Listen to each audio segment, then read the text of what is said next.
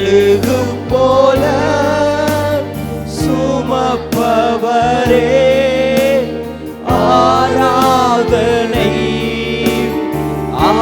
இப்ப எல்லாரும் சேர்ந்து கட்டுக்களை அறுப்பார், கட்டுக்களை அறுப்பார், சாபங்களை முறிப்பார், சாபங்களை முறிப்பார், வேதனையை மாற்றுவார், வேதனையை மாற்றுவார், புது பலன் தருவார். நீயோ கரங்களை அசைத்து துதித்து கொண்டிரு. இயேசு கிறிஸ்து நம்மை தெரிந்தெடுத்ததற்கு நோக்கம் நமக்குள்ள இயேசுவை வெளிப்படுத்ததான் கர்த்தர் நம்மை தெரிந்தெடுத்திருக்கிறார். கழுதையுடைய குணம், கழுதை எப்படி இயேசுவை வெளிப்படுத்துதுன்னா பாரத்தை எல்லாம் சுமந்து இயேசுவை வெளிப்படுத்துது. நீங்களும் பாரங்களை சுமக்கணும், ஒருவருடைய பாரத்தை.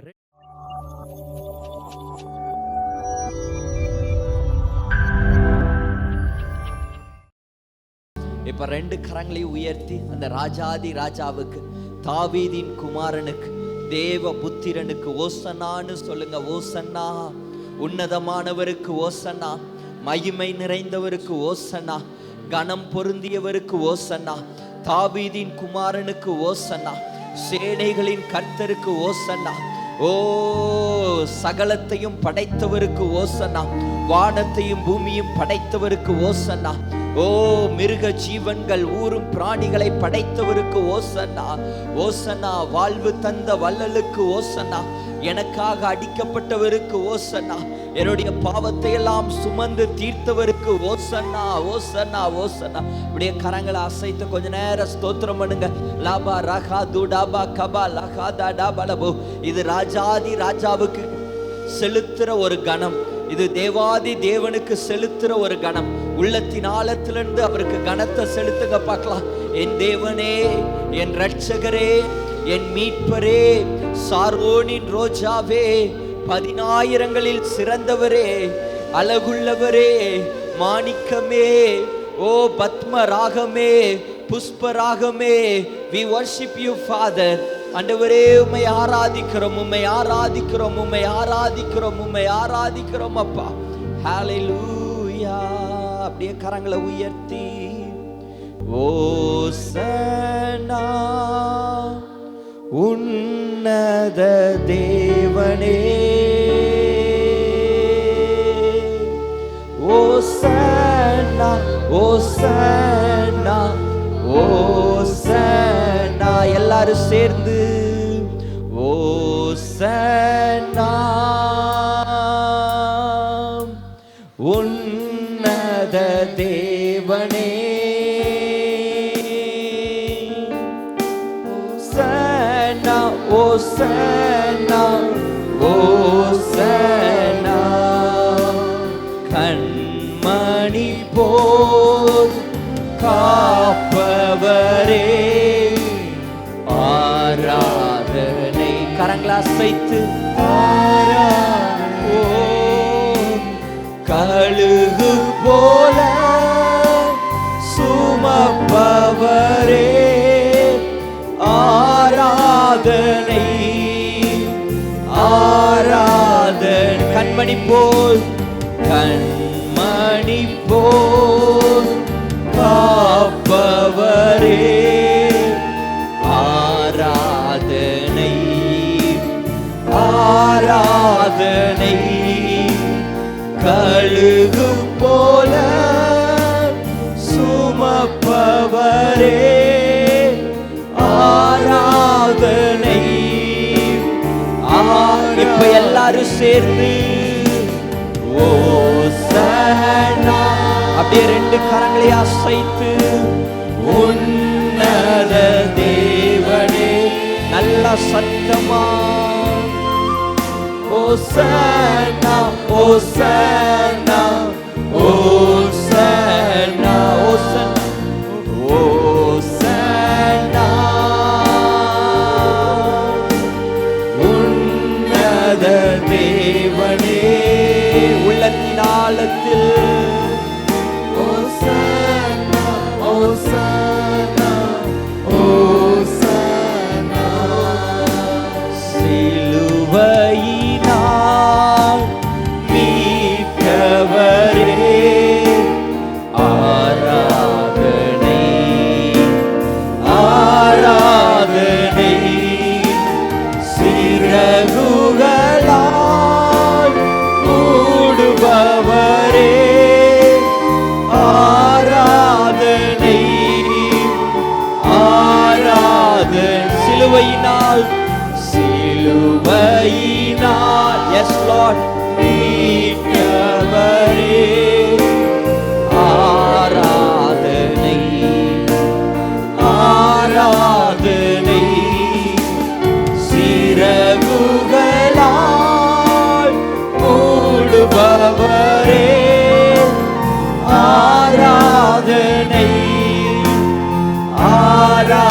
இப்ப கரங்களை அசைத்து ஓசனா உன்னத தேவனே, எல்லாரும் சத்தமா ஓசனா ஓசனா ஓசனா ஓசனா உன்னத தேவனே, ஓசனா ஓசனா ஓசனா. வழி நடத்தும் வழி நடத்தும் விண்மீனே, ஆராதனை ஆராதனை. ஒளி வீசும் பிடி வெள்ளியே, ஆராதனை அப்பா ஆராதனை. வழி நடத்தும் வழி நடத்தும் விண்மீனே, ஆராதனை ஆராதனை.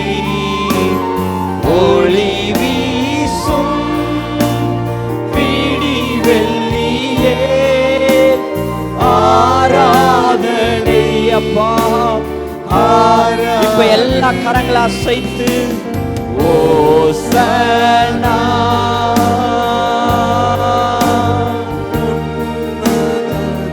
yes Lord,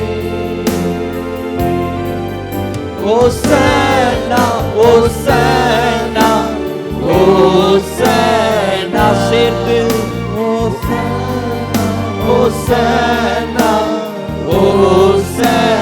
ஓசனா ஓசனா. உன்னத தேவனே, ஓசனா ஓசனா ஓசனா ஓசனா ஓசனா ஓசனா. நல்லா கரங்களை தட்டி தேவனை மகிமைப்படுத்துவோமா. ராஜாதி ராஜாவுக்கு ஓசனா, தேவாதி தேவனுக்கு ஓசனா, தாவீதின் குமாரனுக்கு ஓசனா, எங்களை மீட்க வந்த இரட்சகருக்கு ஓசனா ஓசனா ஓசனா ஓசனா. ஹalleluya rakada balabalabu duda barakada namale hedide be kabarahada balabo lede neme rekhe dede be shada balahada balabo duda balahada namarahada balahada balabo. இயேசு கிறிஸ்து எருசலேமுக்கு போக வேண்டும், அங்க பிதாவினுடைய சித்தத்தை செய்ய வேண்டும் என்பதற்காக அவர் எருசலேமுக்கு நேராக போகிறார். அடிக்கப்பட வேண்டியது இருக்கிறது, காயப்பட வேண்டியது இருக்கிறது, சிலுவையை சுமக்க வேண்டியது இருக்கிறது என்பதை தெரிந்து அவர் எருசலேமுக்கு நேராக போகிறார். என்னுடைய சித்தம் அல்ல, பிதாவினுடைய சித்தத்தை நான் செய்வதற்காக நான் எருசலேமுக்கு போகிறேன். அதுவும் கழுதை மேல ஏறி போகிறார். கழுதை என்பது சமாதானத்துக்கு சிம்பிளா இருக்கிறது. ஒரு ராஜா குதிரை மேல வந்தா யுத்தத்துக்கு அடையாளமா இருக்கிறது. அதே ராஜா கழுதை மேல ஏறி வந்தா அது சமாதானத்துக்கு அடையாளமா இருக்கிறது. இயேசு கிறிஸ்து சமாதானத்தை உண்டு பண்ண அவர் இந்த உலகத்திற்கு வந்தார். சமாதான பிரபுவாய் அவர் கழுதையின் மேல ஏறி போகிறார். அவருக்கு முன்பதாக ஓசனா ஓசனான்னு பாடுறாங்க. வேதம், அதாவது ஞானிகள் சொல்லுகிறார்கள், அந்த நாள்ல ஏறக்குறைய 1,00,000க்கும் மேற்பட்ட ஜனங்கள் அந்த இடத்துல கூடியிருந்தார்களாம். அவருக்கு பக்கத்துல கூட்ட நெரிசலாய் அவரை பார்த்து ஓசனா ஓசனான்னு பாடினார்கள். இதே கூட்டம் சரியா ஒரு 4-5 நாட்களுக்கு பிறகு இயேசுவை சிலுவையிலே அறைய வேண்டும், இயேசுவை சிலுவையில் அறைய வேண்டும் என்று அவர்கள் சத்தமிட்டார்கள். எந்த வீதிகள்ல அவர் கழுதை மேல பவனி வந்தாரோ அதே வீதிகள்ல சிலுவையை சுமந்து உங்களுடைய பாரங்களை, என்னுடைய பாரங்களை, உங்களுடைய குற்றங்களை, என்னுடைய குற்றங்களை, உங்களுடைய மீறுதல்களை, என்னுடைய மீறுதல்களை இயேசு சிலுவையிலே சுமந்து கொண்டு போனார். வேதம் சொல்கிறது கடைசி வரைக்கும், கடைசி வரைக்கும் அவர் பிதாவினுடைய சித்தத்தை செய்தார். தன்னையே ஒப்பு கொடுத்தார். கடைசி சொட்டு ரத்தம் வரைக்கும் உங்களுக்காக, எனக்காக இயேசு சிலுவையிலே சிந்தினார். அந்த சிந்தின ரத்தம் நமக்கு மீட்பை கொண்டு வந்தது. அவர் கொண்ட காயங்கள் நமக்கு ரட்சிப்பை கொண்டு வந்தது. அழகுள்ள இயேசு கிறிஸ்து அவர் தன்னுடைய அழகை எல்லாம் இழந்து போனார். சாரோனின் ரோஜா அவர் தன்னுடைய அழகை எல்லாம் இழந்து எல்லா பாவங்களையும் அவர் சுமந்தவராய், அவரை பார்க்க கூடாதபடிக்கு பிதா தன்னுடைய முகத்தை மறைத்து கொண்டாராம். அவருடைய சரீரங்கள் பிற்கப்பட்டது. அவருடைய சரீரத்துல ஒவ்வொரு இடங்களிலும் காயங்கள், கைகள்ல கால்கள்ல விழாவுல காயங்கள், 40க்கு 1 குறைய 39 அடிகள். அவருடைய சதைகள் பிற்கப்பட்டது சாட்டைகளால. அவருடைய தலைகள்ல பினா கிறிஸ்டி என்கிற முள் கொடுக்கப்பட்டது. அந்த முள் அது தலையை, அதாவது தலைக்குள்ள போய் கண்கள் வழியா அது வெளியே வந்ததான். அவர் இத்தனை பாடுகள் நமக்காக அவர் பட்டார். 2 கரங்களை உயர்த்தி, அழகுள்ளவர் நீர், அழகுள்ளவர், 10,000ங்களிலும் சிறந்தவரே,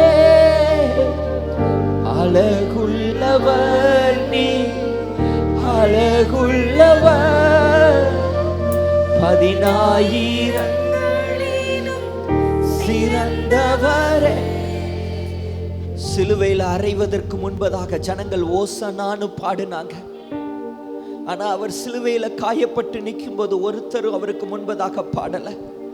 இப்ப நீங்களும் நானும் கரங்களை உயர்த்தி அந்த சிலுவையை பார்த்து, எனக்காக தானப்பா, என்னுடைய பாவத்துக்காக தானே நீங்க அடிக்கப்பட்டிருக்கிறீங்க, என்னுடைய சாபத்துக்காக தானே நீங்க சிலுவையை சுமந்து இருக்கிறீங்க. I am going to sing you loud, Father. நான் சத்தமா உம்மை பாட போறேன்ப்பா. 2 கரங்களை உயர்த்தி, ஓசன்னா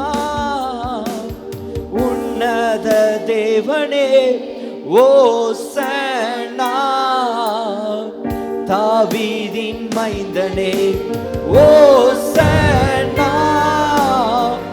உன்னத தேவனே, ஓசன்னா தாவீதின், எல்லாம் சேர்ந்து ஓசன்னா உன்னத தேவனே, ஓசன்னா தாவீதின் மைந்தனே, ஓசன்னா உன்னத தேவனே, ஓசன்னா தாவீதின் மைந்தனே. சாரோனின் ரோஜாவே, என் ஆத்ம நேசரே, பழுதற்ற ரத்தமே, தேவாட்டு குட்டியே, சாரோனின் ரோஜாவே, என் ஆத்ம நேசரே, பழுதற்ற ரத்தமே, தேவாட்டு குட்டியே, அழகுள்ளவர் நீ, அழகுள்ளவர், 10,000ங்களிலும் சிறந்தவரே, அழகுள்ளவர் நீ, அழகுள்ளவர், 10,000ங்களிலும் இப்ப எல்லா சத்தமா, ஓசன்னா உன்னத தேவனே, ஓசன்னா தாவீதின் மைந்தனே, ஓசன்னா உன்னத தேவனே, ஓசன்னா தாவீதின் மைந்தனே, ஓசன்னா உன்னத தேவனே, ஓசன்னா தாவீதின் மைந்தனே, ஓசன்னா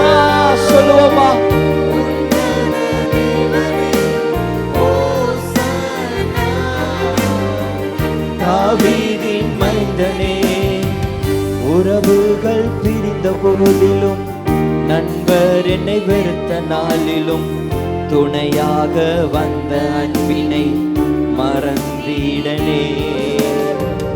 உறவுகள் பிரிந்த போதிலும் நண்பர் என்னை வெறுத்த நாளிலும் துணையாக வந்த அன்பினை மறந்திடனே.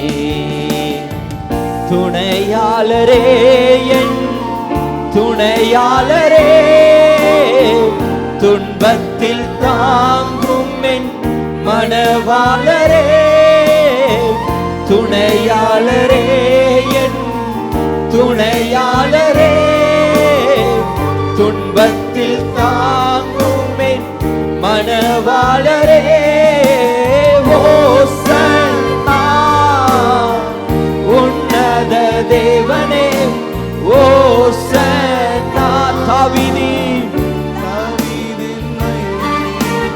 ஓசன்னா உன்னத தெய்வமே, ஓசன்னா தாவீதின் மைந்தனே. வியாதியின் படுக்கையிலே நம்பிக்கை இலக்கையிலே தழும்பினால் சுகம் தந்த மருத்துவரே. வியாதியின் படுக்கையிலே நம்பிக்கை இலக்கையிலே தழும்பினால் சுகம் தந்த இப்ப சத்தமா பரிகாரியே பரிகாரியே, என் நோய்கள் சுமந்த இயேசுவே. பரிகாரியே பரிகாரியே, என் நோய்கள் சுமந்த இயேசுவே. ஓசன்னா உன்னத தேவனே, ஓசன்னா தாவீதின் மைந்தனே. ஓசன்னா சத்தமா எஸ் லார்ட். கரங்களை அசைத்து ஓசன்னா உன்னத தேவனே, ஓசன்னா தாவீதின் மைந்தனே. அழகுள்ளவர் நீ அழகுள்ளவர், 10,000ங்களிலும் சிறந்தவரே. அழகுள்ளவர் நீ அழகுள்ளவர், 10,000ங்களிலும் சிறந்தவர். கரங்களை அசைத்து ஓசன்னா உன்னத தேவனே, ஓசன்னா தாவீதின் மைந்தனே. ஓசன்னா உன்னத தேவனே, ஓசன்னா தாவீதின் மைந்தனே. நல்லா கரங்களை தட்டி தேவனை மகிமைப்படுத்துவோமா. நீரே உன்னத தேவன், நீரே தாவீதின் மைந்தனப்பா. ஓ நல்ல கரங்களை தட்டி நல்ல கரங்களை தட்டி ராஜாதி ராஜாவுக்கு, தேவாதி தேவனுக்கு, உன்னத தேவனுக்கு, தாவீதின் மைந்தனுக்கு, பரிகாரிக்கு, அழகுள்ளவருக்கு. ஓ ராகாபா லகாதாடாபா ஷதாடாபாலபு தூடாபா ரகாதாடாபா லேகேதிடேபே கமா ரகாதாடாபாலபலபலபு. அப்படியே கரங்களை உயர்த்தி அந்த சிலுவையை பாருங்க. ஒரே வாரத்துல ஜனங்கள் எல்லாம் ஓசனான்னு பாடினவங்க அவரை கல்லெறிய, அவரை காரி துப்ப துணிந்தார்கள். உலகம் மாறும், உங்க கூட இருக்கிறவங்க மாறிடுவாங்க. எந்த ஜனங்கள் உங்களை உயர்த்துறாங்களோ அதே ஜனங்கள் உங்களை பத்தி கொஞ்ச நாள்ல தூசணமாவும் பேசுவாங்க. எந்த வாய் உங்களை நல்லவன் சொன்னதோ அதே வாய் ஒரு நாள்ல உங்களை கெட்டவன்னு சொல்லும். எந்த கை உங்களை குழியிலிருந்து உங்களை கையை பிடிச்சு உங்களுக்கு உதவி செய்ததோ அதே கை உங்களை தள்ளிவிடும், உங்களை அடிக்கும், உங்களுக்கு நேராக கரங்களை நீட்டும். எல்லாம் மாறக்கூடியது. சாலமோன் சொல்லுகிறார், சூரியனுக்கு கீழே எல்லாமே மாயை, பூமிக்கு மேல வானத்துக்கு கீழே எல்லாமே மாயை, மாயை, மாயை, மாயை. எல்லாம் மாறக்கூடியது, எல்லாம் அழியக்கூடியது, எல்லாம் ஏமாற்றக்கூடியது, எதுவும் நிரந்தரம் இல்லாதது. ஆனா மாறாத ஒருவர் இருக்கிறார், அவர்தான் இயேசு கிறிஸ்து. அவர் உங்க மேல வைத்த அன்பு மாறாதது, உங்க மேல வைத்திருக்கிற இரக்கம் மாறாதது, உங்க மேல வைத்திருக்கிற பாசம் மாறாதது, உங்க மேல வைத்திருக்கிற நேசம் மாறாதது. அவருடைய அன்பு ஜீவனை கொடுத்த அன்பு. ஒருவன் தன் சிநேகிதனுக்காக ஜீவனை கொடுக்கிற அன்பை காட்டிலும் மேலான அன்பு வேறு ஒன்றும் இல்லை. அந்த அன்பை இயேசு உங்களுக்காகவும் எனக்காகவும் அவர் சிலுவையிலே சிந்தினார். அந்த அன்பை நமக்கு முந்தி நம்ம மேல இயேசு அன்பு காட்டினார். தாய் அன்பு செலுத்துவதற்கு முன்பதாக இயேசு நம்ம மேல அன்பு செலுத்தி இருக்கிறார். இயேசு நம்மை அணைத்திருக்கிறார். இயேசு நம் கரத்தை பிடித்திருக்கிறார். அவர் உங்களை கைவிடவே மாட்டார். விசுவாசிக்கிறவங்க நல்லா கரங்களை தட்டி தேவனை மகிமைப்படுத்துங்க. ஹல்லேலூயா, ஹல்லேலூயா. கரங்களை உயர்த்தி சொல்லுங்க, நான் தெரிந்து கொள்ளப்பட்டவன், நான் மீட்கப்பட்டவன், நான் முத்தரிக்கப்பட்டவன், நான் ஆசீர்வதிக்கப்பட்டவன், நான் மன்னிக்கப்பட்டவன், நான் ஏற்றுக்கொள்ளப்பட்டவன், நான் அழைக்கப்பட்டவன். சத்தியம் என் கச்சை, நீதி என் மார்க்கவசம், விசுவாசம் என் கேடகம், வசனம் என் பட்டயம். எனக்கு விரோதமாய் மந்திரம் இல்லை, எனக்கு விரோதமாய் குறி சொல்லுதல் இல்லை. நான் இஸ்ரவேல், நான் கர்த்தரால் பிரித்தெடுக்கப்பட்டவன், இயேசுவின் இரத்தத்தினால கழுவப்பட்டவன். விசுவாசிக்கிறவங்க நல்லா கரங்களை தட்டி ஹல்லேலூயா, ஹல்லேலூயா. அப்படி கரங்களை அசைத்தோர் ஹல்லேலூயா சொல்லுங்க. ஹல்லேலூயா, ஆமென். ஒரு அழகான பாடல். ஓயாமல் துதிப்பேன், காலமெல்லாம் பாடுவேன், ராஜாதி ராஜாவாம் இயேசுவையே. நான் பாடு ஓசன்னா, ஓசன்னா, ஓசன்னா, என்றும் ஓசன்னா, ஓசன்னா, ஓசன்னா. ஹல்லேலூயா, ஆமென். எத்தனை பேர் ஓசன்னான்னு அவரை பாட போறீங்க? ஹல்லேலூயா, ஆமென். சதா காலங்களும் அவரை ஓசன்னான்னு துதிக்க போகிறோம். ஹல்லேலூயா. நல்லா கரங்களை தட்டி இந்த பாடலை பாடுவோம். ஏன் அவரை உயர்த்துறோம் அப்படின்னா, அந்த வரிகள் சொல்லுது, சத்துருவை அவர் மிதித்தாராம், எதிரியை அடக்கினாராம், அவர் சிலுவையிலே ஜெயம் எடுத்தாராம். அதனால நீ கரங்களை தட்டி துதித்து கொண்டிரு. ஆமென். 1 2 3 கரங்களை தட்டி பாடுவோமா?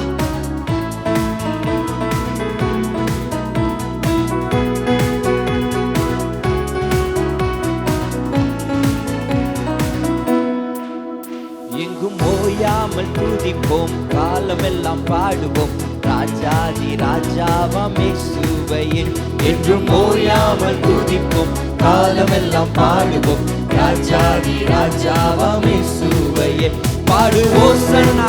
ஓலைய தூக்கி கையில ஓலைய பிடிச்சு ஓசன்னா, ஓசன்னா, நல்லா பாடு ஓசன்னா, ஓசன்னா, ஓசன்னா, என்றும் ஓசன்னா, ஓசன்னா, ஓசன்னா.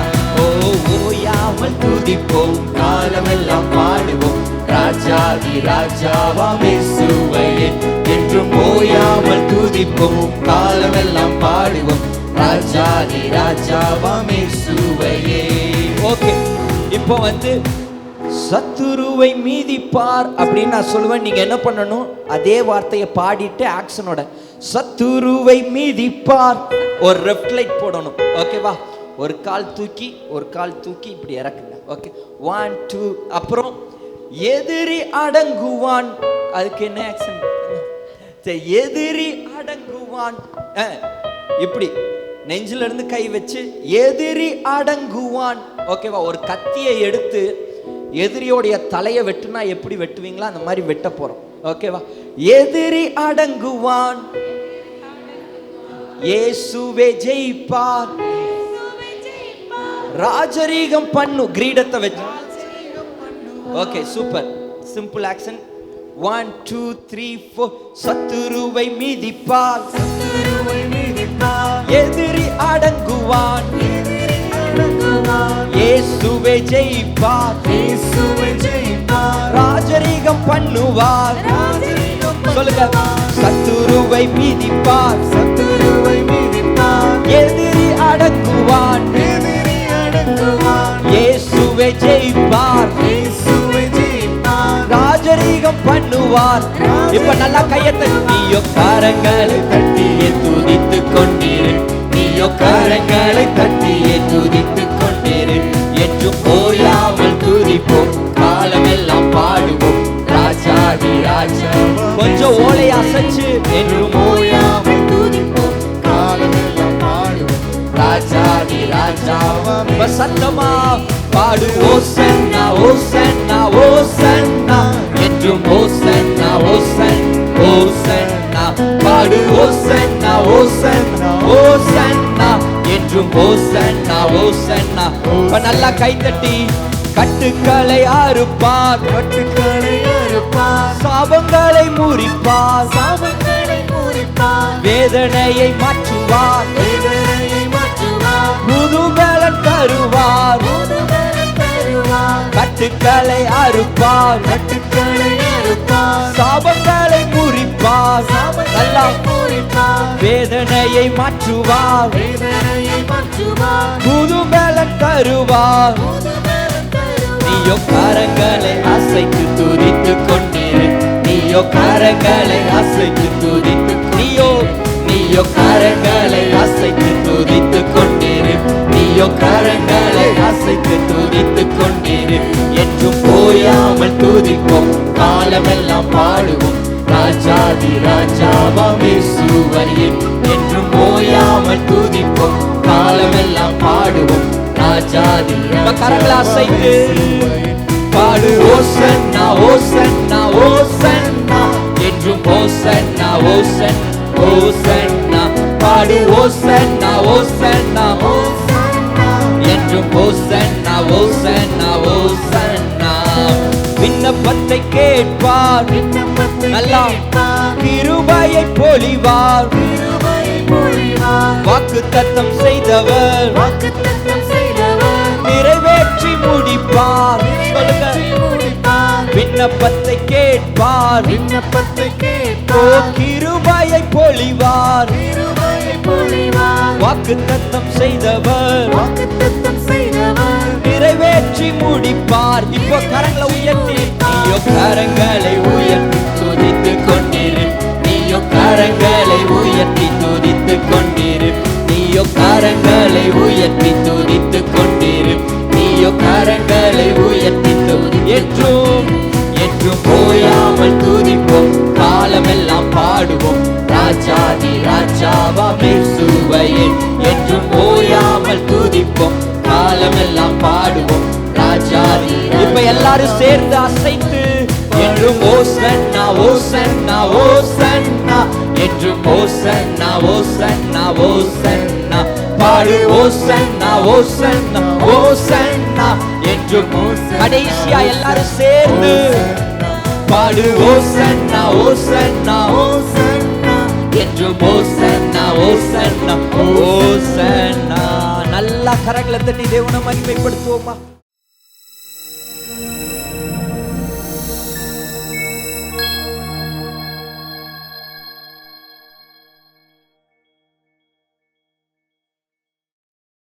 ஒரு வசனத்தை வாசிப்போம். மத்தேயு 21வது அதிகாரம் முதல் வசனத்திலிருந்து 11வது வசனம் வரைக்கும் வாசிங்க.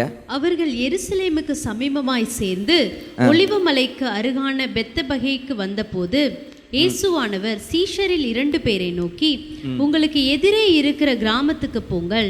போன உடனே அங்கே ஒரு கழுதையையும் அதனோட கூட ஒரு குட்டியையும் கட்டி இருக்க காண்பீர்கள்.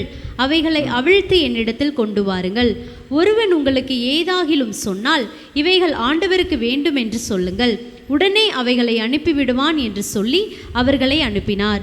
இதோ உன் ராஜா சாந்த குணமுள்ளவராய் கழுதையின் மேலும் கழுதையின் குட்டியாகிய மரியின் மேலும் ஏறிக்கொண்டு உன்னிடத்தில் வருகிறார் என்று சீயோன் குமாரத்திக்கு சொல்லுங்கள் என்று தீர்க்கதரிசியினால் உரைக்கப்பட்டது நிறைவேறும்படி இதெல்லாம் நடந்தது.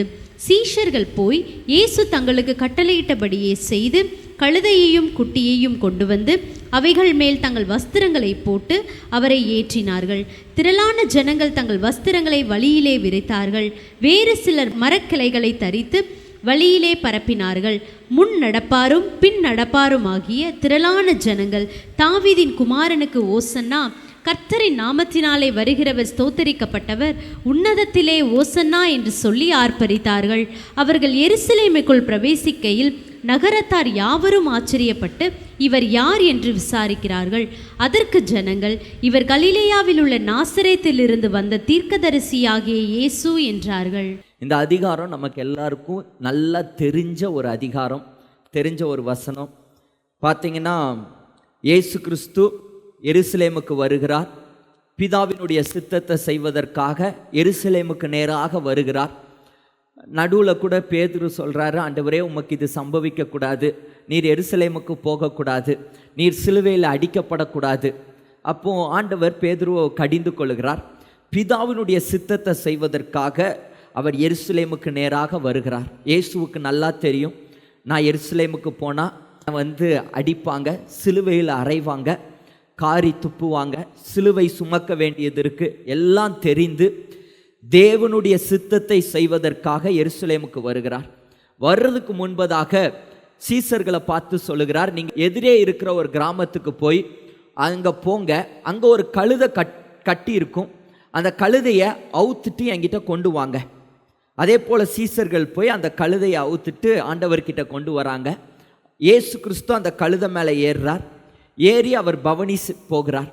அப்போ முன்னடப்பாரும் பின்னடப்பாரும் திரளான ஜனங்கள் கூடியிருக்கிறாங்க.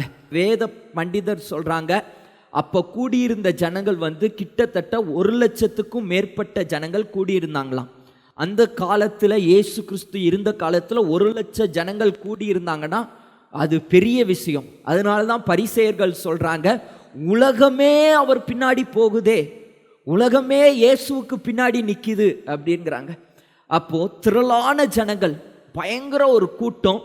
அவங்க குருத்தோலையை எடுத்துட்டு, நம்ம எப்படி வரும்போது உங்கள் எல்லார் கையிலையும் குருத்தோலை கொடுத்தது போல் அவங்க குருத்தோலையை எடுத்துட்டு, உன்னதத்தில் தேவனுக்கு மகிமை, தாவீதின் குமாரனுக்கு ஓசன்னா ஓசன்னா ஓசனான்னு சொல்லி ஆர்ப்பரிக்கிறாங்க. கழுதைக்கு முன்னாடி நல்ல வஸ்திரங்களை போடுறாங்க, ஓலைகளை போடுறாங்க, கையில் ஓலைகளை எடுத்து ஆர்ப்பரிக்கிறாங்க, தாவீதின் குமாரனுக்கு ஓசன்னா ஓசன்னான்னு. உங்களே என்னையும் ஆண்டவர் எதற்காக தெரிஞ்செடுத்தார் அப்படின்னா, இயேசுவை வெளிப்படுத்துறதுக்காக தான் ஆண்டவர் செப்பரேட் பண்ணுறார்.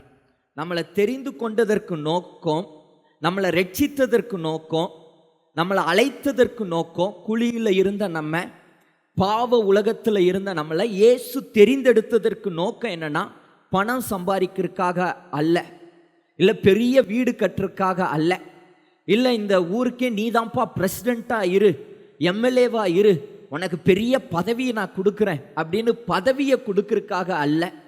இயேசு கிறிஸ்து நம்மை தெரிந்தெடுத்ததற்கு நோக்கம், நமக்குள்ள இயேசுவை வெளிப்படுத்த தான் கர்த்தர் நம்மை தெரிந்தெடுத்திருக்கிறார். ஒவ்வொருவரும் கிறிஸ்துவை வெளிப்படுத்தணும். அடிக்கப்பட்டு இருக்கிற, அதாவது காயத்தோடு இருக்கிறவங்களுக்கு காயம் கட்ட கர்த்தர் நம்மை தெரிந்தெடுத்திருக்கிறார். பட்டினியோடு இருக்கிறவங்களுக்கு போஷிக்க கர்த்தர் நம்மை தெரிந்தெடுத்திருக்கிறார். வியாதியோடு இருக்கிறவங்களுக்கு போய் அவர்களுக்காக ஜெபிக்க கர்த்தர் நம்மை தெரிந்தெடுத்திருக்கிறார். நம்மை தெரிந்தெடுத்த ஒரு நோக்கம் என்னன்னா, கிறிஸ்துவை வெளிப்படுத்த தான் கர்த்தர் நம்மை தெரிந்தெடுத்திருக்கிறார். வேதம் சொல்லுகிறது, அந்த வசனத்தை வாசிங்க. கலாத்தியர் எழுதின புஸ்தகம் 2வது அதிகாரம் 20வது வசனம். கிறிஸ்துவுடனே கூட சிலுவையில் அறையப்பட்டோம், ஆயினும் பிழைத்திருக்கிறோம், இனி நான் அல்ல, கிறிஸ்துவே எனக்குள் பிழைத்திருக்கிறார். எப்படி எழுதுறார் பாருங்க. நான் என்னை ஆண்டவர் தெரிந்தெடுத்ததற்கு காரணம், நான் நானா வாழ்றதுக்கு அல்ல, எனக்குள்ள கிறிஸ்து வாழ்வதற்காக தான் நான் தெரிந்து கொள்ளப்பட்டேன். நானா வாழ்ந்தனா உலகத்துக்கு பின்னாடி போயிடுவேன், நானா வாழ்ந்தனா பாவத்துக்கு பின்னாடி போயிடுவேன். ஆனால் நான் எனக்கு விருப்பமானதை செய்யறதுக்காக ஆண்டவர் எனக்கு தெரிந்தெடுக்கல. எனக்குள்ள இருந்து கிறிஸ்து வெளிப்பட கர்த்தர் என்னை தெரிந்தெடுத்திருக்கிறார். கிறிஸ்துவே எனக்குள் பிழைத்திருக்கிறார். நான் இப்பொழுது மாம்சத்தில் பிழைத்திருக்கிறதோ, என்னில் அன்பு கூர்ந்து எனக்காக தம்மைத்தாமே ஒப்பு கொடுத்த தேவனுடைய குமாரனை பற்றும் விசுவாசத்தினாலே பிழைத்திருக்கிறேன். அப்போ கிறிஸ்துவை வெளிப்படுத்த தான் கர்த்தர் நம்மை தெரிந்தெடுத்திருக்கிறார். இன்னும் ஒரு வசனம் இருக்கு, நீங்க உலகத்துக்கு, அதாவது உப்பா இருக்கிறீங்க, நீங்க உலகத்துக்கு, இன்னொரு வசனம், நீங்க உலகத்துக்கு வெளிச்சமா இருக்கிறீங்க, மலையில வைக்கப்பட்ட வெளிச்சமா இருக்கிறீங்க. அப்போ வெளிச்சமா இருக்க இருள்ல இருக்கிற ஜனங்களுக்கு இயேசுவை கொண்டு போய் அவங்களுடைய வாழ்க்கையில வெளிச்சத்தை உண்டாக்க கர்த்தர் நம்மை தெரிந்தெடுத்திருக்கிறார். இப்போ ஆண்டவர் இந்த கழுதையை தெரிந்தெடுக்கிறார். ஏன் இந்த கழுதையை தெரிந்தெடுக்கிறார்? கழுதை புறக்கணிக்கப்பட்ட ஒரு கழுதை. கழுதை அப்படின்னாலே யாருக்குமே பிடிக்காது. கழுதை திட்டுறதுக்குன்னா கழுதையை தான் பயன்படுத்துவாங்க. பிள்ளைய பெக்க சொன்னா கழுதைய பெத்து வச்சிருக்கிறியே, ஃபெயில் ஆயிட்டா கழுதை கழுதை கழுதை, மண்டையில ஒன்றும் ஏறாது உனக்கு அப்படின்பாங்க. எஜமான் கிட்ட ஒரு கழுதை இருந்ததாம். அந்த எஜமான அந்த கழுதையை ரொம்ப துன்புறுத்தினார், ரொம்ப கடினமான வேலையெல்லாம் வாங்கினார், அதை கஷ்டப்படுத்தினார், அதை நல்லா போட்டு அடித்தார். அப்போ வீட்டுக்கு வெளியில், அவருடைய வாசலுக்கு வெளியில் இன்னொன்று ஒரு கழுதை அதை பார்த்துக்கிட்டே இருந்ததாம். இவர் காயப்படுத்துறத, இவர் துன்பப்படுத்துறத அந்த கழுதை பார்த்துட்டே இருந்தது. அது இந்த கழுதைக்கிட்ட சொல்லிச்சான், ஏன் கழுதை இவ்வளவு கஷ்டப்படுற? நான் பாரு வெளியே இருக்கிறேன், சுதந்திரமாக எங்கனாலும் போகலாம், எங்கனாலும் வரலாம், எனக்குன்னு எஜமான் இல்லை, என்னை யாருமே அடிக்க மாட்டாங்க, நான் நினச்ச நேரம்லாம் சாப்பிட்லாம், நான் எந்த ஒரு வேலையும் செய்ய வேண்டியதில்லை, மூட்டை சுமக்க வேண்டியதில்லை, எதுவுமே பண்ண வேண்டாம், நான் ஜாலியாக இருக்கலாம். ஒரு நல்ல ஒரு அட்வைஸ் சொல்கிறேன், உன் எஜமான் கிட்ட நீ இருக்காத, அவன் பொல்லாதவன், அவன் இறக்க குணம் இல்லாதவன், அவன் கூட இருந்த காலமெல்லாம் வாழ்க்கையவே நீ வேஸ்ட் பண்ணிடுவ. கரெக்டாக இந்த கேட்டு திறக்கும்போது சான்ஸ் பார்த்து நீ வெளியே ஓடி வந்துரு, மறுபடியும் இந்த பக்கம் நம்ம எட்டி பார்க்கவே வேண்டாம், எங்கேயாவது போயிடுவோம், நீ வந்துரு அப்படின்னோன்னையும் அந்த கழுதை சொல்லிச்சான், இல்லை இல்லை நான் வரமாட்டேன், என்னை எஜமான் எவ்வளவு அடித்தாலும் எவ்வளவு காயப்படுத்தினாலும் நான் என் எஜமானை விட்டுட்டு வரவே மாட்டேன். இந்த கழுதை, டே நீ என்ன முட்டாளா, உன்னை இவ்வளவு அடிக்கிறாரு, இவ்வளவு காயப்படுத்துறாரு, உன் எஜமானை விட்டுட்டு வரமாட்டேன்னு சொல்கிறையே? ஆமாம் ஆமாம் நான் வரமாட்டேன். காரணம், அந்த எஜமானுக்கு ஒரு பொண்ணு இருக்கிறா, அந்த பொண்ணு போன தடவை எக்ஸாமில் ஃபெயில் ஆகிட்டு வந்தா. அப்போ என் எஜமான் சொன்னார், அடுத்த தடவை மட்டும் நீ ஃபெயிலான வெளியில் நிற்கிற கழுதைக்கு தான் உன்னை கல்யாணம் பண்ணி கொடுப்பேன் அப்படின்னாரு. அதனால் அவள் அடுத்த எக்ஸாம் வரைக்கும் நான் வெயிட் பண்ணிகிட்ருக்கிறேன், எப்படி அவள் ஃபெயில் தான் அவளை எனக்கு கல்யாணம் பண்ணி கொடுத்துருவார். பாருங்கள், ஃபெயில் ஆகிட்டா கழுதைக்கு தான் உன்னை கல்யாணம் பண்ணி கொடுப்பேன்பாங்க. அதே மாதிரி நல்லா பசங்க நல்லா படிக்கலைன்னா நீ எல்லாம் கழுதை மேய்க்கிறதுக்கு தாண்டா லாக்கி, வேற எதுக்கும் பிரயோஜனப்பட மாட்டேன், படிச்செல்லாம் முடிச்சுட்டு வேலைக்கு போகல அப்படின்னா கழுதை மாதிரி வீட்டிலையே உட்கார்ந்துட்டு இருக்கிறியே, ஒரு வேலைக்கு போக தெரியாது. இப்படி எதுக்கு எடுத்தாலும் கழுதைய சொல்லுவாங்க. ஒரு அற்பமாக எண்ணப்பட்டது கழுதை, ஒரு புறக்கணிக்கப்படுறது கழுதை, ஒரு தாழ்வா எண்ணப்படுறது கழுதை. இந்த கழுதையை இயேசு செலக்ட் பண்ணுறார். அந்த காலத்தில் ராஜாக்கள் பவனி வரணும்னா குதிரையை தான் செலக்ட் பண்ணுவாங்க. ஒரு ராஜா குதிரையில் வந்தார்னா அது அவருக்கு மரியாதை, அவருக்கு கெத். ஆனால் இயேசு கிறிஸ்து கழுதையை செலக்ட் பண்ணி கழுதை மேலே ஏறி வருகிறார். இந்த கழுதை எப்படி இயேசு கிறிஸ்துவை பிரதிபலிச்சது? இன்னைக்கு செய்தி அதுதான். கழுதை எப்படி இயேசுவை பிரதிபலிச்சது? ஆண்டவர் கழுதையை செலக்ட் பண்ணுறாரு, கழுதையை தெரிந்தெடுக்கிறார். இந்த கழுதை கூட இயேசுவை வெளிப்படுத்துச்சா? கழுதை the best animal to carry the burden, அதாவது நம்மளுடைய சுமைகளை சுமப்பதில் ஒரு சிறந்த மிருகம் கழுதை தான். எவ்வளவு வெயிட்டாக இருந்தாலும் அது சுமக்கக்கூடிய ஒரு மிருகம். அந்த காலத்தில் பார்த்தீங்கன்னா கழுதையை தான் எல்லாரும் பயன்படுத்துவாங்க. பணக்காரங்கள்லாம் இருக்கிறாங்களா, அவங்க ஒட்டகத்தை பயன்படுத்துவாங்க. ஒட்டகத்து மேலே அவன் பணக்காரங்க வீட்டில் தான் ஒட்டகம் இருக்கும். யோபு செல்வந்தராக இருந்தார், அவர்கிட்ட திரளான ஒட்டகங்கள் இருந்தது. கழுதை ஏழைக வீட்லேயும் இருக்கும், நடுத்தரத்தார் வீட்லேயும் இருக்கும், பணக்காரங்க வீட்லேயும் இருக்கும். எல்லாரும் பயன்படுத்தக்கூடியது கழுதை. இந்த கழுதை எவ்வளவு வெயிட் வச்சாலும் அதை சுமக்கக்கூடியது இந்த கழுதை.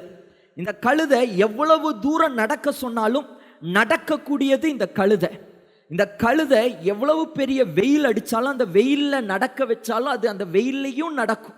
மழை பெஞ்சதுன்னா அந்த மலையிலையும் நடக்கும். சில நேரம் மலையிலாம் நனைஞ்சிட்டு வரும்போது சொல்லுவாங்களா, கழுதை மாதிரி மலையில் நனைஞ்சிட்டு இருக்கிற, சொரணை இல்லை அப்படின்பாங்க. அப்போ அந்த கழுதை எவ்வளவு மழை வந்தாலும் வெயில் அடித்தாலும் அந்த வெயிட்டை தூக்கிட்டு அது நடக்கும். எவ்வளவு பெரிய மலையாக இருந்தாலும், உயர்ந்த மலையாக இருந்தாலும் அவ்வளவு வெயிட்டையும் தூக்கிட்டு நடக்கக்கூடியது கழுதை.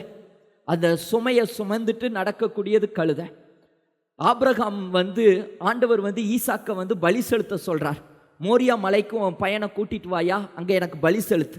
ஈசாக்கும் மோரியா மலைக்கு அடிவாரத்துக்கு போயிட்டாரு. ஆபிரகாம் வேலைக்காரங்களை பார்த்து சொல்ற, நீங்க யாரும் வர வேண்டாம், நானும் ஈசாக்கும் இந்த கழுதையும் மட்டும் நாங்க மலைக்கு மேலே போறோம் அப்படின்னு சொல்லிட்டு நல்லா விறகெல்லாம் எடுத்து அதை கழுதை மேலே வச்சுட்டு ஈசாக்கை பார்த்து ஆபிரகாம் சொன்னாரு, ஈசாக்கு நீயும் இந்த கழுதை மேலே ஏறி உட்காந்துக்கோயா, நம்ம மலைக்கு மேலே உச்சிக்கு போவோம். இப்போ அந்த கழுதை மேலே விறகு வச்சு அது மேலே ஈசாக்கும் உட்கார வச்சு இப்போ உச்சிக்கு போகிறாங்க. உச்சி வரைக்கும் இந்த கழுதை விறகையும் சுமந்து ஈசாக்கையும் சுமந்துட்டு உச்சிக்கு போய் நிற்குது. இது எதை குறிக்குதுன்னா, இதை தான் இயேசு கிறிஸ்துவும் அந்த பாரமான சிலுவையை, உங்களுடைய பாரங்களை என்னுடைய பாரங்களை இயேசு சுமந்து கொண்டு கொல்கதா மலைக்கு நேராக அவர் நடந்து போனார். அவர் மலை மேலே ஏறினார், பாரங்களை சுமந்தார். எவ்வளவு பெரிய கஷ்டத்தில் நீங்கள் இந்த இடத்திற்கு வந்திருக்கலாம், உங்களுடைய பாரங்களை இயேசு சுமப்பார். உங்கள் கஷ்டம் சின்ன பாரமாக இருந்தாலும் சரி, அது பெரிய பாரமாக இருந்தாலும் சரி, இயேசு அதை சுமக்க வல்லவராய் இருக்கிறார். ஹல்லேலூயா. வேதம் சொல்லுகிறது, மத்தேயு 11வது அதிகாரம் 28வது வசனம், வருத்தப்பட்டு பாரம் சுமக்கிறவர்களே நீங்கள் எல்லாரும் என்னிடத்தில் வாருங்கள், நான் உங்களுக்கு இளைப்பாறுதல் தருவேன். பாரத்தோடு இருக்கிறீங்களா, என்கிட்ட வாங்க, நான் உங்களுக்கு இளைப்பாறுதல் தருவேன். இயேசு நம்முடைய பாரத்தை எல்லாம் அவர் சிலுவையில் சுமந்தார், நம்முடைய வேதனையெல்லாம் அவர் சிலுவையில் சுமந்தார். 1 பேதுரு 5வது அதிகாரம் 7வது வசனம் சொல்லுறது, அவர் உங்களை விசாரிக்கிறபடியினால் உங்கள் கவலைகளை எல்லாம் அவர் மேல் வைத்து விடுங்கள். உங்க கவலையா அதையெல்லாம் இயேசு மேல வச்சிருங்க, அவர் உங்களை விசாரிப்பார். உங்க கவலை பாரம் அவர் மேல வைங்க. சங்கீதக்காரன் 55வது சங்கீதம் 22வது வசனம் சொல்கிறது, கர்த்தர் மேல் உன் பாரத்தை வைத்து விடு, அவர் உன்னை ஆதரிப்பார், நீதிமானை ஒருபோதும் தள்ளாட ஒட்டார். உன் பாரத்தை எல்லாம் கர்த்தர் மேல வச்சிரு, அவர் உன்னை ஆதரிப்பார். ஏசாயா 53வது அதிகாரம் 4வது வசனம் சொல்லுகிறது, மெய்யாகவே அவர் நம்முடைய பாடுகளை ஏற்றுக்கொண்டு நம்முடைய துக்கங்களை சுமந்தார், நாமோ அவர் தேவனால் அடிபட்டு வாதிக்கப்பட்டு சிறுமைப்பட்டவர் என்று எண்ணினோம். அவர் பாடுகளை ஏற்றுக்கொண்டார், துக்கங்களை சுமந்தார். உங்களுடைய பாடுகள், உங்களுடைய துக்கங்கள், உங்களுடைய கஷ்டங்களை சுமக்கிற ஒரு பெஸ்ட் யாருன்னா இயேசு தான் பெஸ்ட். அவர் உங்களுடைய கஷ்டங்களை சுமப்பார், உங்களுடைய பாடுகளை சுமப்பார். இயேசு கிறிஸ்து ஏதோ பணக்காரர்களுக்கு மட்டுமல்ல, பணக்காரர்களுடைய பாரங்களை சுமக்கிறவர் மட்டுமல்ல, ஏழைகளுடைய பாரங்களையும் சுமக்கிறவர் இயேசு. நடுத்தரத்தாருடைய பாரங்களை சுமக்கிறவர் இயேசு, பணக்காரர்களுடைய பாரங்களையும் சுமக்கிறவர் இயேசு. அந்த பாரம் எவ்வளவு தூரம் இருந்தாலும் அவர் சுமக்க தயாராக இருக்கிறார். அது வெயில்னாலும் அவர் சுமக்க தயாராக இருக்கிறார். அது பெரிய மழை புயல் அடித்தாலும் உங்க பாரத்தை அவர் சுமக்க, அது பெரிய ஒரு மலையாக இருந்தாலும் உங்க பாரத்தை இயேசு சுமக்கிறவராக இருக்கிறார். உங்க பாரத்தை அவர் சுமக்கிறார். இயேசு கிறிஸ்து உங்க பாரத்தை சுமந்ததுனால அவரால் தெரிந்து கொள்ளப்பட்ட நீங்க ஒவ்வொருவரும் மற்றவர்களுடைய பாரத்தை சுமக்கணும். எதுக்காக இயேசு உங்களை தெரிந்து கொண்டார் அப்படின்னா, நீங்க பாரத்தை சுமக்கணும், நீங்க மற்றவர்களுடைய பாரத்தை சுமக்கணும். உங்க பாரத்தை தூக்கி ஏசப்பா மேல வச்சுட்டு மற்றவர்களுடைய பாரத்தை நீங்க ஏற்றுக்கொள்ளணும். இன்னைக்கு அநேகர் கஷ்டப்படுற நேரத்தில் யாரும் இல்லாம அநேகர் இருக்கிறாங்க. நல்லா இருக்கும்போது அநேகர் இருந்தாங்க, ஆனால் கஷ்டப்படும் போது, வியாதிப்படும் போது, மருத்துவ செலவில் இருக்கும்போது, ஹாஸ்பிட்டலில் அட்மிட் பண்ணி இருக்கும்போது, மரண தருவாயத்தில் இருக்கும்போது உதவி செய்யறதுக்கு யாரும் இல்லாத சூழ்நிலையில் ஜனங்கள் இருக்கிறாங்க. அவங்கள கர்த்தர் அவங்க கூட நிற்கிறதுக்காக கர்த்தர் உங்களை தெரிந்தெடுத்திருக்கிறார். வேதம் சொல்லுது, கலாத்தியர் 6வது அதிகாரம் 2வது வசனம், ஒருவர் பாரத்தை ஒருவர் சுமந்து இப்படியே கிறிஸ்துவினுடைய பிரமாணத்தை நிறைவேற்றுங்கள். எதற்காக உங்களை தெரிஞ்செடுத்தார் அப்படின்னா, ஒருவருடைய பாரத்தை ஒருவர் சுமக்க தான் கர்த்தர் நம்மை தெரிந்தெடுத்திருக்கிறார். கழுதையுடைய குணம், கழுதை எப்படி இயேசுவை வெளிப்படுத்துதுன்னா, பாரத்தை எல்லாம் சுமந்து இயேசுவை வெளிப்படுத்துது. நீங்களும் பாரங்களை சுமக்கணும், ஒருவருடைய பாரத்தை. ரெண்டாவது, இந்த கழுதைக்குள்ள இருக்கிற ஒரு நல்ல ஒரு குணம் என்னன்னா, தன் எஜமானுக்காக அடி வாங்கின கழுதை தன்னுடைய எஜமானுக்காக அடி வாங்குச்சான் இந்த கழுதை. அது எங்க அடி வாங்குச்சுன்னா, என்னாகமம் எழுதின புஸ்தகம் 22வது அதிகாரம் 27, 28 இந்த வசனத்திலாம் வாசித்தீங்கன்னா, பீலேயாமுன்னு ஒரு தீர்க்கதரிசி. இந்த தீர்க்கதரிசியை பற்றி வேதம் சொல்லப்பட்டு இருக்கிறது. இந்த பீலேயாம் தீர்க்கதரிசி யாரை ஆசீர்வதிக்கிறாரோ அவர் ஆசீர்வதிக்கப்பட்டிருப்பாங்க. இந்த பீலேயாம் தீர்க்கதரிசி யாரை சபிக்கிறாரோ அவங்க சபிக்கப்பட்டு இருப்பாங்க. இந்த பீலேயாம் தீர்க்கதரிசி எந்த தேசத்தை ஆசீர்வதிக்கிறாரோ அந்த தேசம் ஆசீர்வாதமாக இருக்கும். இந்த தீர்க்கதரிசி எந்த தேசத்தை சபிக்கிறாரோ அந்த தேசம் சபிக்கப்பட்டு இருக்கும். இதை அறிந்த பாலாக் அப்படிங்கிற ஒரு பொல்லாத ராஜா இந்த பீலேயாம் தீர்க்கதரிசி கிட்ட வந்து சொல்றாரு, பீலேயாம் தீர்க்கதரிசியே, உம்மை பற்றி நான் அறிவேன், உங்களை பற்றி எனக்கு நல்லா தெரியும். நீங்கள் யாரை சபிக்கிறீங்களோ அவங்க சபிக்கப்பட்டிருப்பாங்க, நீங்கள் யாரை ஆசீர்வதிக்கப்படுறீங்களோ அவங்க ஆசீர்வதிக்கப்பட்டிருப்பாங்க. அதனால இந்த இஸ்ரவேல் ஜனங்களை நீங்கள் சபிச்சிங்கன்னா நான் அதற்கப்புறம் அவங்க சாபம் அவங்களுக்குள்ளே வந்துடும், அவங்க பலன்லாம் இழந்துருவாங்க. நான் அதுக்கப்புறம் போராடி ஈஸியாக ஜெயிச்சிருவேன், இஸ்ரவேல் ஜனங்களை, இஸ்ரவேல் தேசத்தை ஈஸியாக கைப்பற்றிடுவேன். நீங்கள் இந்த ஜனங்களை சபிக்கணும் அப்படின்னு பீலேயாம் தீர்க்கதரிசி கிட்ட பாலாக் சொல்கிறார். பீலேயாம் தீர்க்கதரிசி இப்படியே யோசித்தார். உடனே பாலாக் சொல்கிறார், நீர் அப்படி சபிச்சிங்கன்னா நான் உங்களை கனம் பண்ணுவேன், உங்களுக்கு தேவையானதெல்லாம் செய்வேன், என்னென்ன வேணுமோ அதெல்லாம் நான் செஞ்சிருவேன், நீங்கள் சபிச்சா மட்டும் போதும். பீலேயாம் தீர்க்கதரிசியும் அதான் எல்லாம் செஞ்சிடறேன்ட்டார்ல, எல்லாம் கொடுத்துட்றேன்ட்டாரு, கனம் பண்ணிடுறேன்ட்டாரு, ரெடி ஆயிட்டார். இப்போ போறார். போனால் கழுதை மேலே ஏறி அந்த பீலேயாம் தீர்க்கதரிசி போறார். 27வது வசனம் 22, 27. கழுதை கர்த்தருடைய தூதனை கண்டு பீலேயாமின் கீழ் படுத்து கொண்டது. பீலேயாம் கோபம் உண்டவனாகி கழுதையை தடியினால் அடித்தான். இப்போ கழுதை மேலே ஏறி போயிட்டு இருக்கிறாரு. திடீர்னு கழுதை வந்து ஒரு ஸ்டெப்பு கூட முன்னாடி போக மாட்டேங்குது, அது அங்கேயே நிற்குது. பீலேயாம் தீர்க்கதரிசி கழுதையை அடிக்கிறார், ஒரு அடி.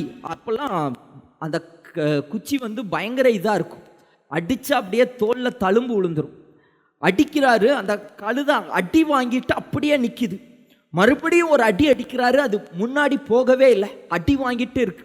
மறுபடியும் ஒரு அடி அடிக்கிறாரு, அது போகவே இல்லை.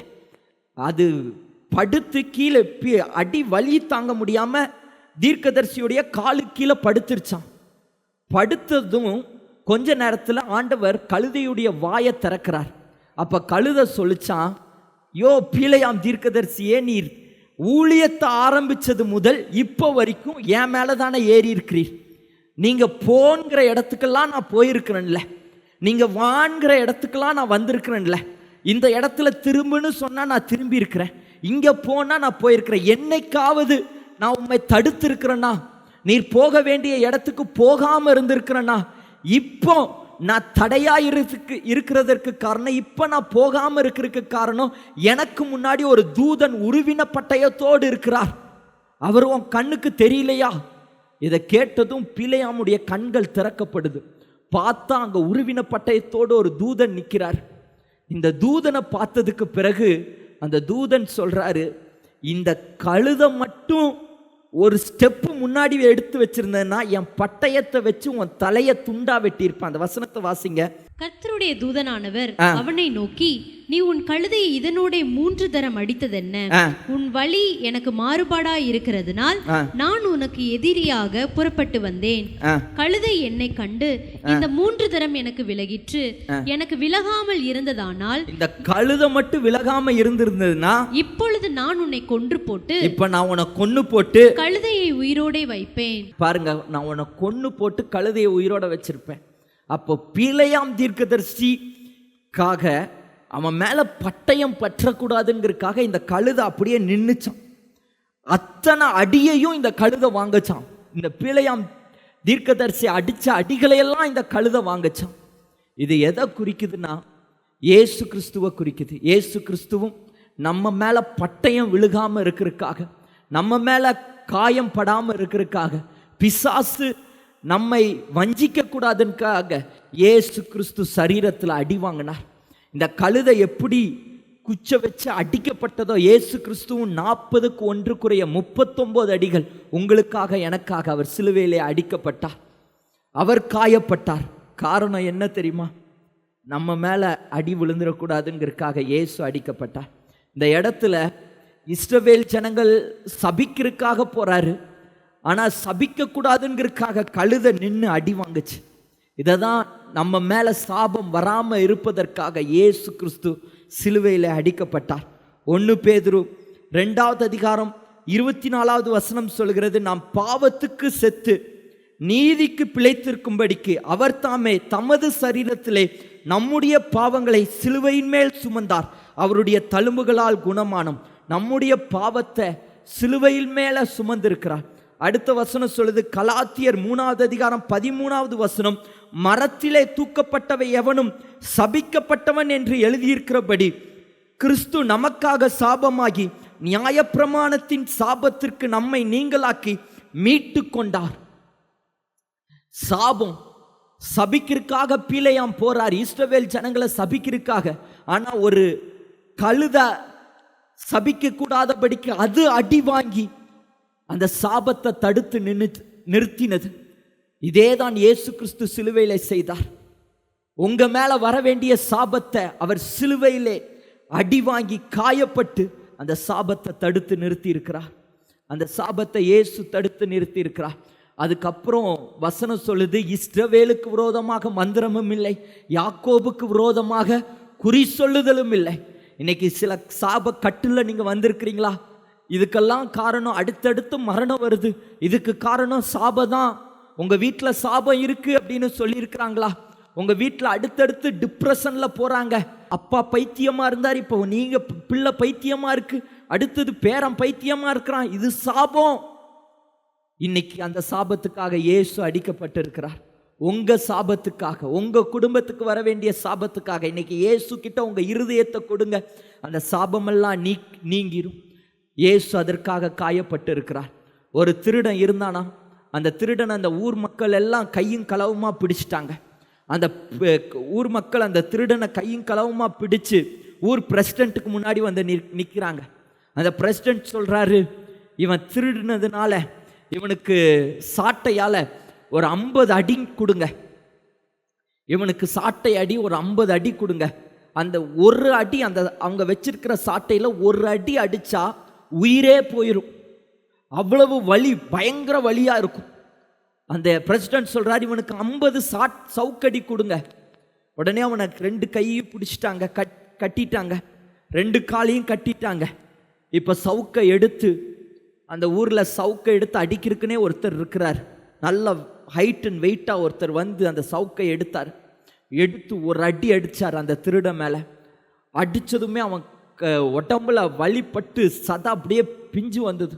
உடனே அவன் அம்மா அப்படின்னு கத்துனான். எங்கேயோ இருந்த அவங்க அம்மாவுக்கு அது காது கேட்டுருச்சு. ஐயோ, இது என் பையன் குரலா இருக்குதே. ஓடி வராங்க. ஓடி வந்தா திரளான கூட்டம் இருக்கு. அந்த கூட்டத்தை எல்லாம் நவுத்திட்டு ஓடி வராங்க. அதுக்குள்ள அடுத்த ஒரு அடி அவன் மேல. அவன் மறுபடியும் அம்மா அப்படின்னா, உடனே அவங்க அம்மா ஐயோ என் பையனே வந்து பார்க்குறாங்க. அவன் பையன் அடிபட்டு இருக்கிறான், 2 சவுக்கடி, அப்படியே காயங்கள் பிச்சிட்டு இருக்கு. மறுபடியும் அவன் எடுத்து ஒரு அடி அடிச்சான். மறுபடியும் அம்மா அப்படின்னா, உடனே அங்க இருக்கிற அவங்க அம்மா ஓடி வந்து அவனை கட்டி பிடிச்சிட்டாங்க. அடிக்காதீங்க என் பையனை, கட்டி பிடிச்சிட்டாங்க. அவர் சவுக்கு அடிக்கிறவர் நிறுத்தல. பக்கத்தில் இருக்கிறவர் சொன்னாங்க, அந்த ஊருக்காரங்க, ஓ இந்த திருடனை பெத்த தாய் நீதானா? இந்த திருட்டு கழுதையை பெத்தது நீதானா? இவனை நீதான் பெத்தையா?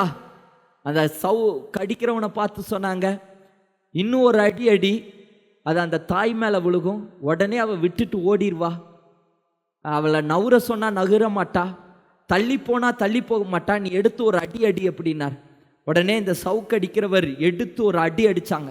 அந்த தாய் சத்தமே போடலை. அவர் அமைதியாக அந்த அடியை வாங்கினா. மறுபடியும் அடி. அப்படி 50 அடியை வாங்கிட்டாங்க. உடம்பெல்லாம் பிக்கப்பட்டது. போட்டிருக்கிற ட்ரெஸ் எல்லாம் பிஞ்சிருச்சு. சதையெல்லாம் கிழிஞ்சிருச்சு, உடம்பு முழுவதும் ரத்தம். அந்த அம்மா பிரசிடென்ட் அதை பார்த்துட்டு அழுதார். ஐயோ, ஒரு தாய் தன்னுடைய மகனுக்காக உயிரை கொடுக்கிற அளவுக்கு அடி வாங்குறாளே. பிரசிடென்ட் உடனே சொன்னார், போதும் போதும், அவனுக்கான தண்டனையை நீங்கள் கொடுத்துட்டீங்க, 50 சவுக்கடி. அது அந்த அம்மா வாங்கிடுச்சு, இனி அவனை விட்டுருங்க விட்டுருங்க, அவங்க எங்கேயோ போய் நல்லா இருக்கட்டும். இதை தான் இயேசு கிறிஸ்து சிலுவையில் செய்தார். நம்ம மேலே வர வேண்டிய அடியை இயேசு ஏற்றுக்கொண்டார். நம்ம மேலே வர வேண்டிய காயங்களை இயேசு, அவர் அடிக்கப்பட்டார், அவருடைய சதைகள் பிக்கப்பட்டது, அவருடைய கைகள் கால்களில் விழாவில் ஈட்டியால் குத்தப்பட்டார், அவருடைய சரீரமே நொறுக்கப்பட்டது, சதைகள் ஒவ்வொரு இடத்துலையும் ஒவ்வொரு அடியிலையும் ஒவ்வொரு சதைகள் பிக்கப்பட்டது, ஒவ்வொரு காயங்கள் ஒவ்வொரு தழும்புகள் உங்களுக்காக எனக்காக இயேசு அடிக்கப்பட்டார். இந்த தழும்பெல்லாம் எதுக்காக தெரியுமா? உங்கள் மேலே சாபம் வராமல் இருக்கிறதுக்காக, உங்கள் மேலே குற்றம் வராமல் இருக்கிறதுக்காக, உங்கள் மேலே சத்துரு தன்னுடைய பட்டயத்தை ஓங்காமல் இருப்பதற்காக இயேசு கிறிஸ்து அடிக்கப்பட்டார். மூணாவது, இந்த கழுதை எதை குறிக்குது அப்படின்னா, முதலாவது பாரத்தை சுமக்கிற கழுதை, ரெண்டாவது தன் எஜமானுக்காக அடி வாங்கின கழுதை, மூன்றாவது இந்த கழுதை ராஜாவுக்கு நாபான் குற்றத்திற்காக, தன்னுடைய எஜமானுடைய குற்றத்துக்காக ராஜாவுக்கு முன்பதாக நின்ற ஒரு கழுதை. எஜமானுடைய குற்றம் செஞ்சதுக்காக ராஜாவுக்கு முன்பதாக. இது எங்க நடந்ததுன்னா, 1 சாமுவேல் எழுதின புஸ்தகம் 25வது அதிகாரம் 3வது வசனத்திலிருந்து வாசித்தீங்கன்னா, ஒரு தேசத்துல ஒரு மனிதன் இருக்கிறான், அவன் பேர் நாபான். இவன்கிட்ட அநேக ஆடுகள் மாடுகள் இருக்கு, அநேக மேய்ப்பர்கள் இருக்கிறாங்க, வேலைக்காரங்க இருக்கிறாங்க. இவனுடைய மனைவி பெயர் அபிகாயில். அந்த வசனத்தை வாசிங்க, 3வது வசனம். அந்த மனுஷனுக்கு நாபால் என்றும் அவன் மனைவிக்கு அபிகாயில் என்றும் பெயர். அந்த ஸ்திரீ மகா புத்திசாலியும் ரூபவதியுமாய் இருந்தால், அந்த புருஷனும் முரடனும் துராகிரதனுமாயிருந்தான். பாருங்க, நாபான் எப்படி இருந்தானா? முரடனும் துராகிரதனுமாய் இருந்தான். அவன் ஒரு முரடன், ஒரு முட்டாள், ஒரு முட்டாளா இருந்திருக்கிறான். இவனுக்கு ஒரு மனைவி புத்திசாலி, அந்த மனைவிக்கு பேர் இருக்கு புத்திசாலியான மனைவி. ஆமே, ஆண்டவர் சில நேரம் அப்படி தான் ஜோடியை இணைப்பார். ஒருத்தர் படிப்பு கம்மியாக இருந்தால் படித்த பிள்ளைய கொண்டு வருவார், படிப்பு இல்லாதவனுக்கு படித்த பிள்ளை, அதாவது முட்டாளுக்கு நல்ல புத்திசாலியான ஒரு பெண்ணை கொண்டு வருவார். சில இப்படி தான் இங்கே நாபானுக்கு நல்ல புத்திசாலியான ஒரு பெண்ணு கிடச்சிருக்கு. இவ ரொம்ப அழகுள்ள பெண்ணும். ஆனால் இந்த நாபான் ஒரு முட்டாள். இவனுடைய மெய்ப்பர்கள் வனாந்தரத்தில் தாவீது ராஜா அவருடைய ஆயுதத்தாரிகள்லாம் யுத்தத்துக்காக நிற்கும்போது இவனுடைய மெய்ப்பர்கள் போய் ராஜாவுக்கு கீழே வேலை செஞ்சாங்க. அப்போ தாவீது ராஜா அவருடைய வேலைக்காரங்கள்லாம் இந்த நாபானுடைய வேலைக்காரங்களை நல்லா கவனிச்சாங்க. அவங்களுக்கு நல்லா சாப்பாடு போட்டு, நல்லா உடுத்த உடை கொடுத்து, நைட்டு முழுவதும் அவங்கள பாதுகாத்து, எந்த ஒரு தீங்கு வராதபடிக்கு அவங்கள பாதுகாத்து அவங்கள நாபான் கிட்ட அனுப்புகிறாங்க. சில நாட்களுக்கு பிறகு தாவீது சொல்கிறார், நாபான் கிட்ட வேலைக்காரங்களாம் போனாங்களப்பா, அவங்கள போய் நீ விசாரிச்சுட்டு வா, அவங்க பத்திரமா இருக்கிறாங்களா, அவங்க நல்லா இருக்கிறாங்களா, பத்திரமா போய் சேர்ந்தாங்களா அப்படின்னு நீ போய் விசாரிச்சுட்டு வான்னு கொஞ்சம் பேர்த்த அனுப்புகிறார். தாவீதினுடைய வேலைக்காரங்க இங்கே நாபான் வீட்டுக்கு வராங்க.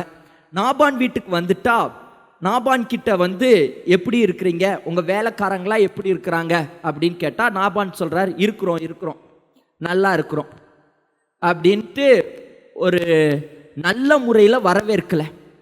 அப்புறம் தாவீதினுடைய வேலைக்காரங்க சரி நாங்கள் போயிட்டு வரோம் அப்படின் போது போயிட்டு வாங்க அப்படிங்கிறாங்க. அப்போது இவங்க வனாந்தரத்தில் நடந்து வந்திருக்கிறாங்க.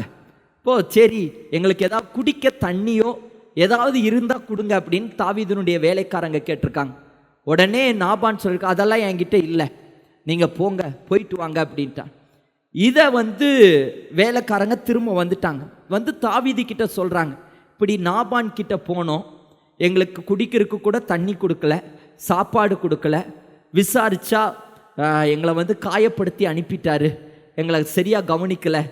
இதை கேட்டதும் தாவீது கோவப்பட்டுட்டார்.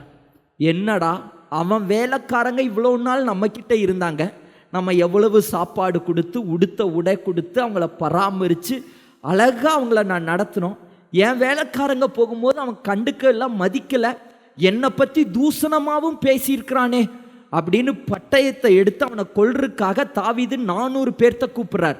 நம்ம நாபானுக்கு போய் யுத்தம் பண்ணி அவனை கொன்னுட்டு வருவோம் அப்படின்னு 400 பேர்த்த தாவீது கூப்பிட்டார். கூப்பிட்டு யுத்தத்துக்காக வரும்போது அங்கே அபிகாயில் கிட்ட வேலைக்காரன் ஒருத்தன், நாபானுடைய வேலைக்காரன் அபிகாயில் கிட்ட போய் சொல்கிறாரு, ராணிமா ராணிமா, அபிகாயில பார்த்து சொல்கிறாங்க, இப்படி தாவீது ராஜாவுடைய ஆட்கள் வந்தார், ஆனால் உம்முடைய கணவனார் நாபான் வந்து முட்டாள்தனமாக பதில் சொல்லி அவங்கள காயப்படுத்தி அனுப்பிட்டாரு. இது தாவீது ராஜாவுக்கு கேள்விப்பட்டுருச்சுன்னா கண்டிப்பாக அவர் வந்து இங்கே எல்லாரையும் கொன்றுவார். எனக்கு என்னமோ ஒரு பெரிய ஆபத்து வரப்போகுதுன்னு எனக்கு தோணுது. நீங்கள் ஏதாவது செய்யுங்க, இந்த ஆபத்தை எப்படியாவது தடுத்து நிறுத்துங்க. உடனே அபிகாயில் இதை கேள்விப்பட்டுட்டு ஒரு கழுதையை கூப்பிடுறார். ஒரு கழுதையை கொண்டு வாங்கங்கிறார். அந்த கழுதையை கொண்டு வராங்க. அந்த கழுதை மேலே 200 பேர்த்துக்குள்ள சாப்பாடு, அப்பங்களை வச்சு, திராட்சை பழங்களை வச்சு, அநேக காரியத்தை அதை வச்சு, அந்த வசனத்தை வாசிங்க, 18வது வசனம். அப்பொழுது அபிகாயில் தீவிரமாய் 200 அப்பங்களையும் 2 துருத்தி திராட்சை ரசத்தையும் சமையல் பண்ணப்பட்ட 5 ஆடுகளையும் 5 படி வறுத்த பயிற்றையும் வற்றலாக்கப்பட்ட 100 திராட்சை குலைகளையும் வற்றலான 200 அத்திப்பழ அடைகளையும் எடுத்து கழுதைகள் மேல் ஏற்றி, கழுதையின் மேல ஏற்றி, அதாவது தாவீது ராஜா இருக்கிற இடத்துக்கு இந்த கழுதையை அனுப்புறா. கழுதை தாவீது ராஜாக்கு முன்னாடி வந்து நிக்குது. கழுதை மேல என்னெல்லாம் இருக்கு? இது எல்லாமே இருக்கு. அப்பங்கள் இருக்கு, திராட்சை பழங்கள் இருக்கு, துருத்திகள் இருக்கு, சமையலுக்கான 5 ஆடுகள், 5 படி வறுத்த பயிர்கள் எல்லாமே வச்சு அனுப்பியிருக்கிறார். இதை பார்த்ததும் தாவீது ராஜா பட்டயத்தை எடுத்தவர் பட்டயத்தை உள்ள போட்டுட்டார், அமைதியாயிட்டார். இந்த கழுதை வந்து நின்ன உடனேயுமே, கழுதை மேலே இத்தனை பொருட்களை பார்த்ததுமே தீங்கு செய்ய நினைச்ச தாவீது ராஜா தீங்கு செய்யாம அமைதி ஆயிட்டார். இப்போ அபிகாயில் ஓடி வந்து, ராஜாவே எங்களை மன்னிங்கன்னு மன்னிப்பு கேட்டோன்னு தாவீது சொல்றாரு. 25வது அதிகாரம் 34வது வசனம். அபிகாயிலே, நீ மட்டும் இந்த கழுதையோட இங்க வரலைன்னா நான் இந்நேரம் நாபானை நான் கொன்றிருப்பேன்.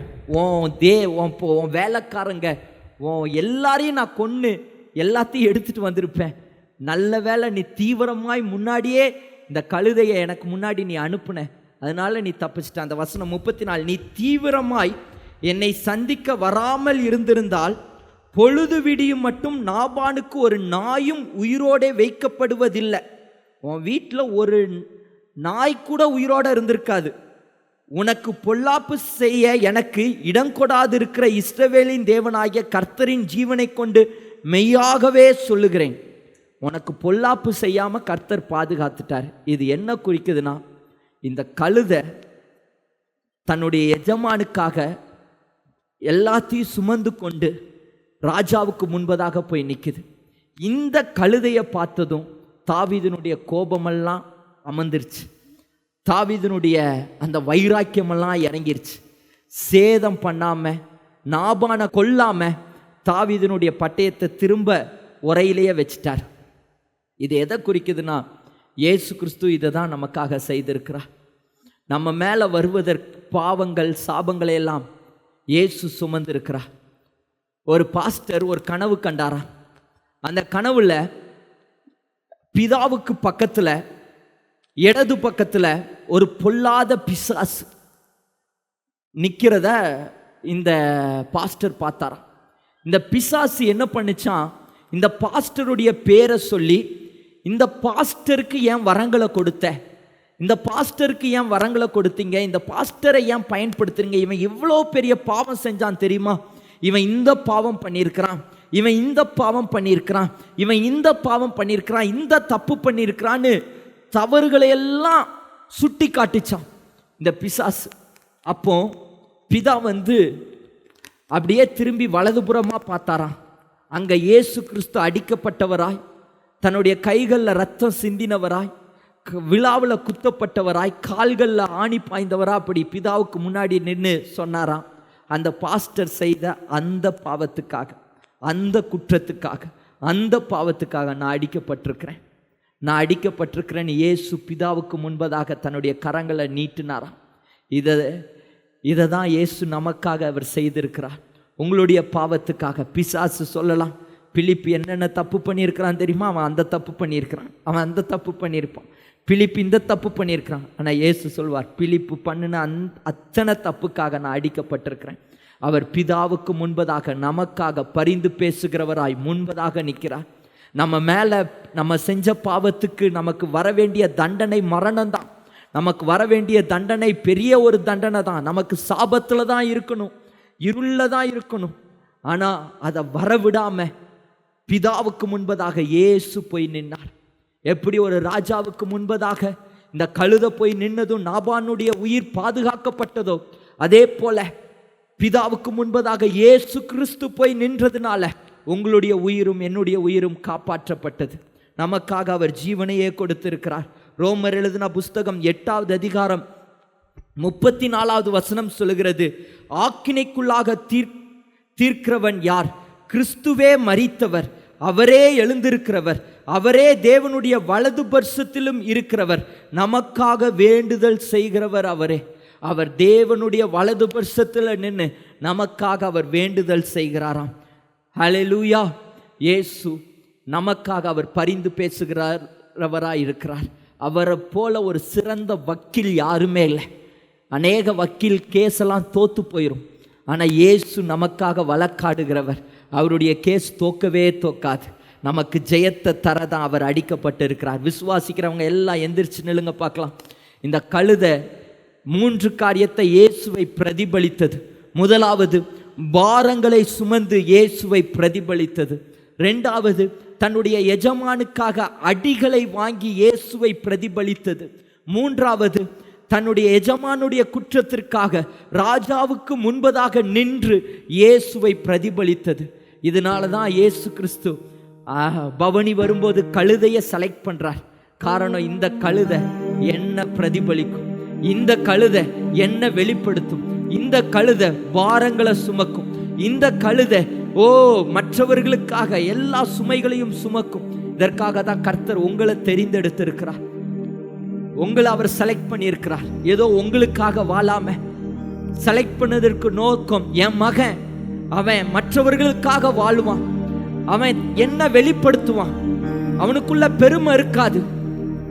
பெருமைங்கிற பிசாசு அவன் எதிர்த்து நிற்பான், அவன் தாழ்ந்து போவான். ராஜாக்கள் அந்த காலத்துல குதிரையில வந்தாங்கன்னா அது யுத்தத்துக்கு அடையாளமா இருக்கிறது.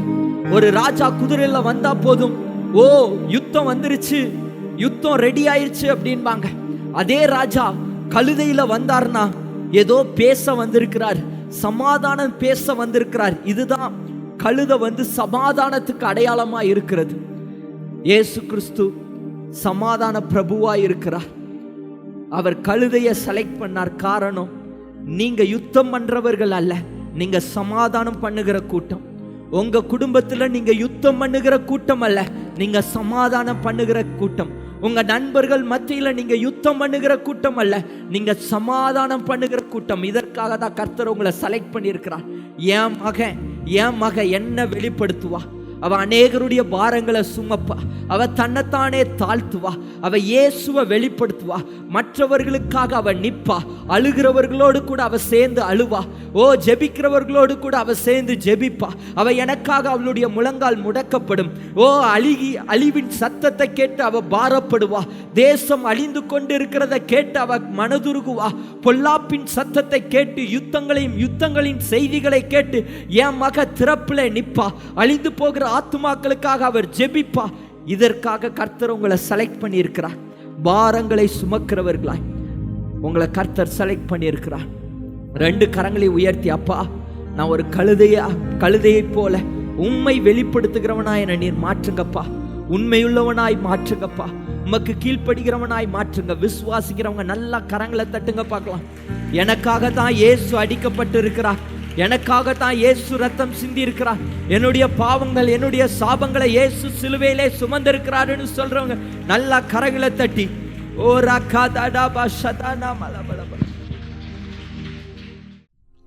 அன்பார்ந்தவர்களே,